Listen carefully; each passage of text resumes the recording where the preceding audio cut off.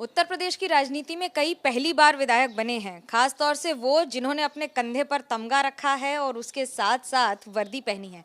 असीम अरुण जी कन्नौज से विधायक पूरी तरह से तैयार हैं, पूरी क्योंकि तरीके से तैयार कानपुर का भौकाल क्या कन्नौज में महक फैला रहा है। कानपुर का भोकाल जो है और कन्नौज की सुगंध दोनों मिल करके हमेशा से काम करते रहे हैं बहुत अच्छे से। और मुझे पूरा विश्वास है कानपुर और उससे पहले का जो अनुभव है उसको मैं कन्नौज में अब प्रयोग करने की कोशिश करूंगा सबके साथ मिल करके। और हमारे मतदाताओं ने, हमारे नागरिकों ने जो विश्वास व्यक्त किया है भारतीय जनता पार्टी पे और मुझ पे एक प्रत्याशी के रूप में, तो अब ज़्यादा बड़ी चुनौती शुरू हुई है कि उस विश्वास को और पूरा करना, कन्नौज के लिए बहुत कुछ अच्छा करना। कि पहले सरकार में किसी और को सर बोलना और खुद को सर सुनना, और अब कुछ और रोल परिवर्तन कुछ हो रहा है। हाँ, बहुत ज़्यादा रोल परिवर्तन है, लेकिन जो परिवर्तन नहीं है वो है मिशन एक ही है। पुलिस में थे या भारतीय जनता पार्टी में है, मिशन क्या है? सुरक्षा, विकास, स्वावलंबन, सबको साथ लेके चलना, कहीं भी होगा। लेकिन पुलिस में एक आदेश पे काम चलता है, एक फोर्स है। अगर हमारा मातहत संतुष्ट नहीं भी है तो जाकर के हुक्म की तामील कर देता है। लेकिन भारतीय जनता पार्टी में सभी स्वयंसेवक हैं, तो आदेश नहीं, यहाँ पे अनुरोध पे काम चलता है। और ये ज़्यादा अच्छा है क्योंकि अनुरोध पे जब काम होता है तो वो व्यक्ति मन से संतुष्ट होकर पूरे लगन के साथ करता है। सो आदेश और अनुरोध दोनों अपनी जगह सही हैं और ये बहुत बड़ा परिवर्तन है कार्यशैली का। लड़ाई बहुत तगड़ी थी, 6-7 हजार वोट का मार्जिन, दिल की धड़कन बढ़ी थी। मुझे हाँ बिल्कुल सही बताया। शुरुआत में मुझे लगता था कि जीत मुश्किल नहीं होगी क्योंकि मात्र 2400 वोट से हम, हमारे चाचा बनवारी लाल जी जो पिछले चुनाव में पीछे रह गए थे। लेकिन जब मैं उसमें उतरा, जब मैंने देखा पूरा, तो मुझे लगा कि नहीं, ये चुनौती बहुत मुश्किल है। और चुनाव की दौड़ जो है वो ऐसी दौड़ है कि उसमें आप सीटी बजाती दौड़ना शुरू कर देते हैं और पता नहीं चलता कि अंत कहाँ है। तो पूरी ऊर्जा के साथ आपको दौड़ते रहना है और बहुत ज़्यादा प्लानिंग कैंपेन में पॉसिबल नहीं होती है क्योंकि आप बस दौड़ते रहना है। और उसका रिजल्ट भी आएगा 20 दिन बाद जा करके, तो वो 20 दिन भी बड़े चिंता वाले होते हैं। लेकिन 10 मार्च को जो काउंटिंग हुई, मतगणना हुई, उसमें सौभाग्य से हम लोग 6000 मतों से भारतीय जनता पार्टी, मैं प्रत्याशी के रूप में आगे रहे। लेकिन मेरे जो अनुभवी साथी हैं वो मुझे बोलते हैं कि 6000 का मार्जिन भी कन्नौज सदर सीट के लिए कम नहीं है और ये बड़ा परिवर्तन है। हम लोग 20 साल बाद, 4 चुनाव के बाद में इस सीट पे विजयी हुए हैं और उसके लिए बहुत आभार सभी अपने मतदाताओं का। आप होमवर्क बहुत अच्छा करते हैं, विधायक पद की शपथ के लिए पढ़ रहे हैं, थोड़ा सा पढ़ाई वढ़ाई कर रहे हैं कि क्या पढ़ना है। जी, जो मूल सिद्धांत हैं वो तो स्पष्ट हैं और शपथ अभी मुझे मिली नहीं है, लेकिन मैं कोशिश करूंगा कि मैं उसको याद करके जाऊं जिससे कि मुझे बार बार नीचे ना देखना पड़े। एक अच्छे विद्यार्थी की तरह मैं शपथ ठीक से ले पाऊँ। मंत्री पद की भी शपथ का कितना भरोसा है, बड़ी चर्चा है आपके नाम की।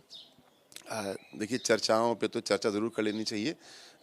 8 जनवरी को जब मैंने एक चर्चा शुरू की अपने वीआरएस की तो सब लोग चौंक गए थे, लेकिन चर्चाओं का इतना ही महत्व होता है। मुझे भारतीय जनता पार्टी ने एक बिल्कुल नया जीवन दिया, एक नया रूप दिया। मैं बहुत संतुष्ट हूँ अपने पुलिस के करियर से, 28 साल के, और अब एक आगे का एक राजनीतिक करियर, लोक सेवा करियर में देख रहा हूँ। इसमें अभी पहला टास्क मुझे मिला था, जो कि अब मुझे समझ में आया कि काफ़ी कठिन टास्क था कन्नौज का, वो पूरा हुआ ईश्वर की कृपा से। आगे जो टास्क मिलेगा हर टास्क पूरा करूंगा।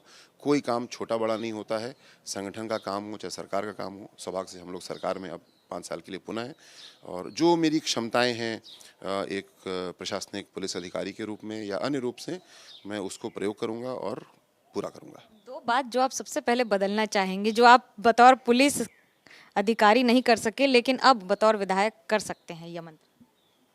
वेल, विधायक या मंत्री नहीं बोलूँगा, मैं यूँ बोलूँगा कि जो हमारा पूरा सिस्टम है उसको अक्सर हम लोग सोचते हैं कि सिस्टम ठीक है और इसको थोड़ा तेज चला दो, थोड़ा डांट लगा दो, थोड़ा गरमा दो लोगों को, ये सिस्टम चलेगा। मेरा मानना है कि नहीं, इसमें सिस्टम में ही जैसे फॉर एग्जांपल डिसीजन मेकिंग का सिस्टम है, उसमें ही बदलाव की ज़रूरत है। अभी कोई एक निर्णय होता है, मान लीजिए किसी विभाग में, पुलिस विभाग की गाड़ी पुरानी हो गई, उसको खंडम करके बेचना है और नई गाड़ी खरीदना है, तो पिछली गाड़ी बिकने में और नई गाड़ी आने में 6-8 महीने लग जाते हैं। तो 8 महीने वो थाना कैसे चलेगा? क्यों ना डिसीजन मेकिंग ऐसी कर ली जाए कि जिस गाड़ी ड्यू है कंडमनेशन के लिए, उससे पहले नई गाड़ी खरीद लो, इस गाड़ी को फेज आउट करो और फिर निकाल दो। आपका चैनल भी ऐसे ही करता होगा, लेकिन सरकार में ऐसा नहीं होता। एक एग्जांपल मैं दे रहा हूँ। तो इस तरह के स्ट्रक्चरल चेंजेस की ज़रूरत है। दूसरा जो निर्णय है गाड़ी कंडेमनेशन का, वो फाइल क्यों 12 पटलों पे जाती है, क्यों ना तय कर दें कि कोई फाइल 3 या 4 डेस्क या पटल से ज़्यादा जाएगी ही नहीं, और इसी में डिसीजन मेकिंग पूरा करो, पूरा परीक्षण करो, लेकिन इतना ज़्यादा फाइल को यहाँ से वहाँ मत घुमाओ। एक उदाहरण मैं दे रहा हूँ, और मुझे लगता है कि सरकार में इस तरह के बहुत मूलभूत विचार की ज़रूरत है, रिवाइज करने की ज़रूरत है, और मुझे फिर विश्वास है कि हमारा काम और तेज हो जाएगा, डिसीजन मेकिंग भी और इम्प्लीमेंटेशन भी। कन्नौज की जनता आपको सुन रही है, आपने उनके लिए अलग मैनिफेस्टो बनवाया, उसके आधार पर क्या करेंगे और युवाओं और लड़कियों के लिए क्या करेंगे? जब चुनाव की तैयारी शुरू हुई, प्रचार शुरू हुआ, ये सवाल बार बार आता था कि कन्नौज के लिए क्या करेंगे, तो इस सवाल का जवाब कोई छोटा सा नहीं हो सकता था। तो हमने ये निर्णय लिया कि हम एक क्यों ना विधानसभा क्षेत्र के लिए संकल्प पत्र बनाते हैं, जो हमारा वादा होगा अपने विधानसभा के लिए। 2 प्रक्रिया इसके लिए हमने प्रयोग की। पहला, सोशल मीडिया पे हमने सुझाव आमंत्रित किए। दूसरा, हमने ऐसे 7-8 सभाएं आयोजित की, छोटी, जिसको फोकस्ड डिस्कशन ग्रुप बोल सकते हैं, युवा, महिला, कृषक, वरिष्ठ नागरिक आदि की, और वहाँ से सीधे हमको सुझाव मिले, और जो पार्टी का मैनिफेस्टो आया उसके दायरे में रहते हुए हमने एक विधानसभा का अपना मैनिफेस्टो बनाया है। इसमें एक उदाहरण मैं देना चाहता हूँ युवाओं के लिए।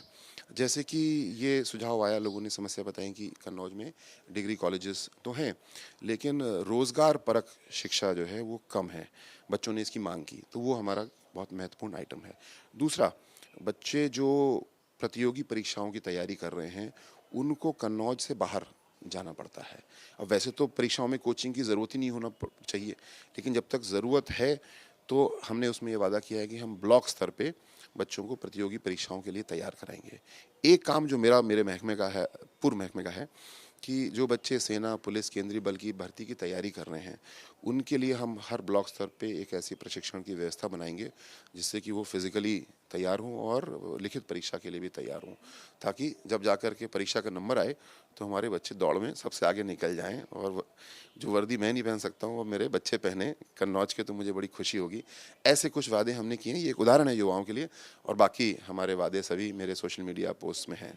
आप मुख्यमंत्री योगी आदित्यनाथ जी से पहले भी मिले होंगे, अब जब मिले अपना पत्र लेकर, तो कैसा लगा और क्या कहा, उन्होंने क्या कहा?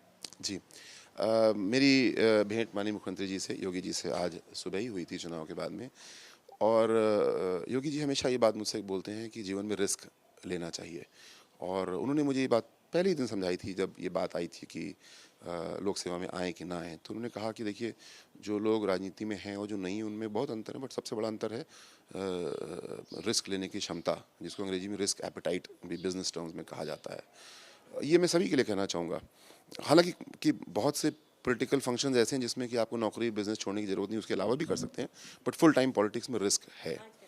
जी, आज उन्होंने यही कहा कि देखिए, आपने रिस्क लिया और उस रिस्क का अच्छा परिणाम है। मैंने ये भी कहा कि अगर चुनाव ना जीतते तो भी बहुत सारे रास्ते थे, उस रास्ते पे हम चलते और अपने मिशन को पूरा करते, पर अभी जो रिस्क दिख रहा था मुझको, मेरे परिवार को, मेरे शुभचिंतकों को, वो रिस्क अब नहीं रहा, और आगे का अब चुनौती बहुत बड़ी है। चुनाव जीतने से ज़्यादा बड़ी चुनौती है जो हमारे वादे हैं उनको पूरा करना, कन्नौज को, मेरे लिए और पूरे योगी जी प्रदेश को का। क्या कहते हैं, क्या कहकर बुलाते हैं, और योगी जी आपको अब क्या कहकर बुलाते हैं?